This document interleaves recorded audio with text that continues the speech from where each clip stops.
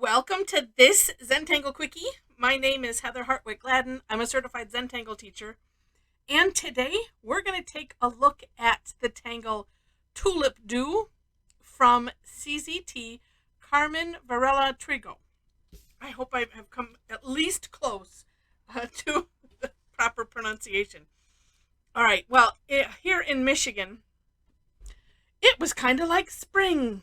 And so as I was working on picking out a tangle, this one popped out. I'd seen this one before. I had not tried it. And I thought, whoa, this is going to be perfect. All right. It's sort of a grid pattern. It's a border pattern for sure. Although, you could probably do this in a larger, well, except for one thing. Well, you could modify that. But we're going to do it as a border. And so just a line, top, bottom, or bottom top, whichever way you like to do it first. Let's see, I'm going to divide. I'm going to divide this in half here. Let's see if I can get some, well, at least get two full boxes, and then fingers are getting in the way of themselves. And then we'll have the couple little partials. Okay, so once you have this all set, on the figure out what's going to be the bottom, and we're just going to do a nice curve line, and going ahead and touching the sides, in the bottom, like that. Again, this one is a partial. This one is a partial on its way up. Okay? Then, on these, the sides going up, just a nice little curve line going from, like I said, the top down to, where you stopped that curve line. Now, you could play with how high these, I did these kind of low. You could play with that height. Yeah, let's get one over here. Okay. Then, now this one we're going to alternate the stroke. So this one, yes.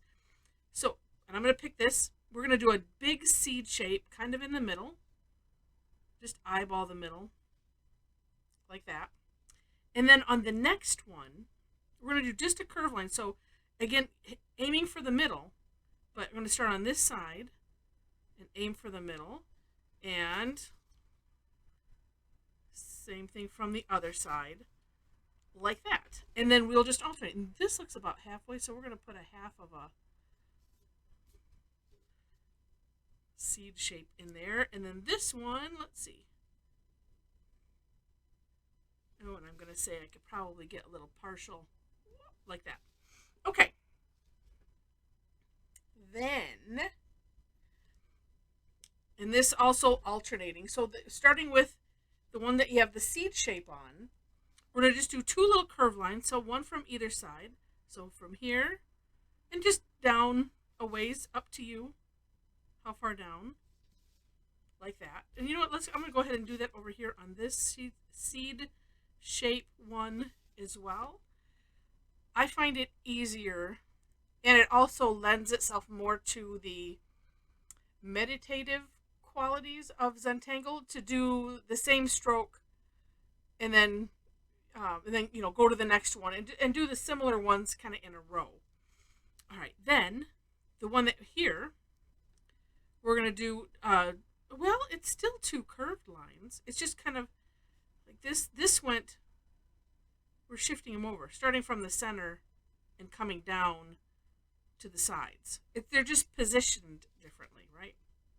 Just like this. This is a curved line going this way, curved line going this way. Oh, it's the same. It's curved line going from here to here. Sometimes if you think about it that way. All right, and that will just have the one. Then, from, where this little corner is, I'm just going to do a nice little straight line, put a little orb on top. this is where I was thinking, well, you could do it in a bigger grid format where it's solid, except for this part. But you could, make your curve line or the straight line here, and then put the little orb right in there. There's always a way. If you think, hey, I wonder what it would look like this, there's always a way to do it. It's just sometimes well, depends. Sometimes our imagination doesn't want us to let go. Sometimes it's for me, the perfectionism-ish type of things. Oh, or rule-oriented, or some combination thereof. This is, oh no, but it's not in the thing, so no, you shouldn't do that. And I am learning with Zentangle. You know what? Yeah, you can. As my mom says, it's just a piece of paper. All right, next step is these little gaps that we have. This, I'm going to kind of disguise the grid line by putting in oars. I'm going to start with these shapes. I can pretty much only fit one in. I'm trying to get it right in the middle. So it could look, it could make you feel like that's a leaf or something. And then here on the bottom,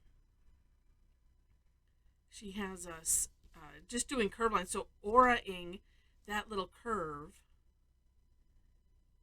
just into that corner. Let's see, I'm going to do the same side. And then turn my tile.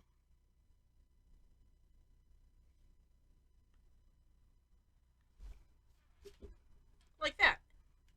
Then that's pretty much what she has in the step out. But in the let me look at here again. Yeah, in well, I take it back. In her last, kind of like, okay, it's finished. This is one of the things that she does, and this could be, part of the decorating phase of it. So you could do different things, of course. And that's to fill in this center shape.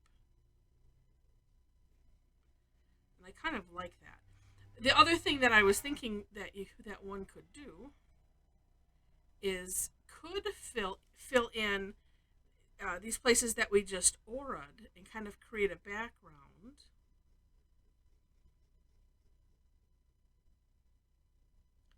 And of course it would just have to be those two spaces, not up here, because then you would lose the little stem, holding that orb up.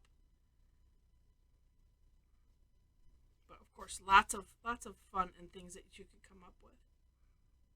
Like, where is there it is. Sometimes if you do these partial boxes, it takes a little extra thought. What was this part again? Oh yeah, I have to remember. There we go. Okay. And then, of course, shading. I'm gonna kind of copy what she had done, which I thought was neat. Putting some graphite on the bottom.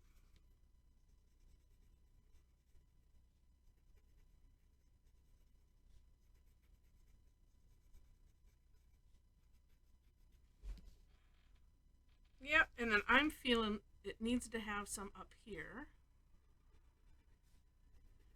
Tell you what, you could also do some shading.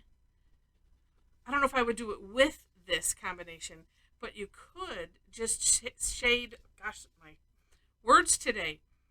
Too many words with shh. Could shade, these little seed shapes. And actually, I wanted to show one thing, because as I was doing it and looking at Carmen's sample, I'm like, now wait a minute, that top line is missing, and one of the tangle things is that we shouldn't not to use a grid line that would have to then later be erased. And again, this is if you're doing it the method way. I know some people, we can, there are occasions when one might use the eraser. I just try not to because it's a challenge, and that's what I like to do. But let me just show you this. So say you want to not have that top line, so you don't have to have it. I'm going to just put the bottom line, and then divide up, putting those we're just not putting that top line in. Same process, and you don't really need to have that top line. Bottom line is kind of nice because it gives you a foundation.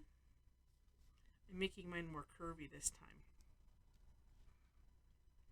One of the things that I was admiring in hers, because as you can see, so this curve line and then going into here, I get more of an angle. And I'm not sure, I mean, I guess you could bring your curve line up like this, but that's not quite what she has there. So it's one of those, just play. Or actually, if you bring in the curve a little bit, that's maybe it.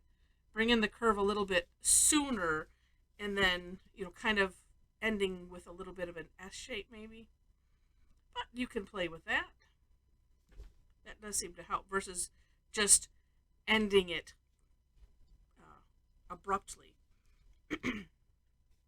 Like I said, then everything else is the same. You just have to picture, okay, where's the top there, so that way it doesn't go too far above. And then this one is going to be right here. And then here we've got the curve lines, because like these parts, it's coming from the tops of those of this the sides of the boxes. Okay, that one's going to be there. And so you don't really need to have that top. And let's get that one. Then this is, and you just eyeball, and if it's not perfect, as you know, that's okay. It's Zentangle. There's no such thing as a mistake.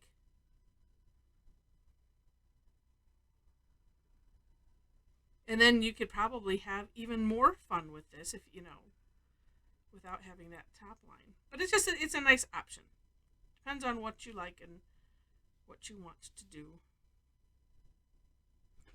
Now, what was I thinking? Oh, I was thinking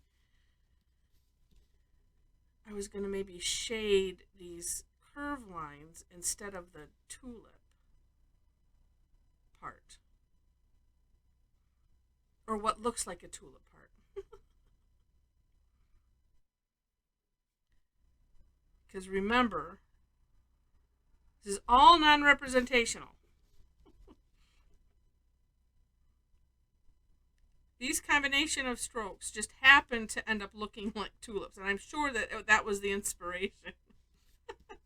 Sometimes it's good to remind ourselves of that because we put so much pressure on ourselves to have something look like what we think it should look like, or look like what the Tangle creator had done. And I'm the first to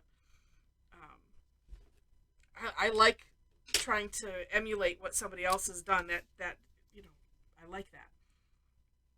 But then at the same time, it's the knowing when to just be, well, okay, that didn't turn out so like that, but all right, but maybe I created something else that's neat. And that's where it takes sometimes it takes some of us just a little bit longer to go, all right, I'll be okay with it. And to also have the eyes to see the neat thing that might have just happened. And sometimes if we're looking too much to make it look like something else, we might miss that really, really neat opportunity. Or, all right, so here's what I wanted to try. And well, before I do, so neat difference with top line without the top line. Doesn't matter. It's all good. But this is where I was thinking it might look neat, and we'll just see. And then I'll probably do in that bottom part too, because we have to.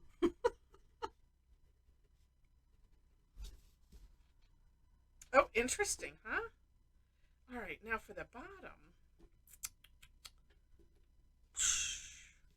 there's not much room there.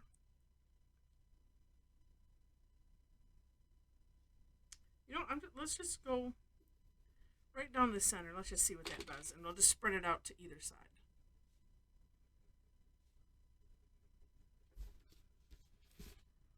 Oh, look at that, makes it curvy. Cool. Let's see. I can probably put a little bit with what's left on the tortillon, as it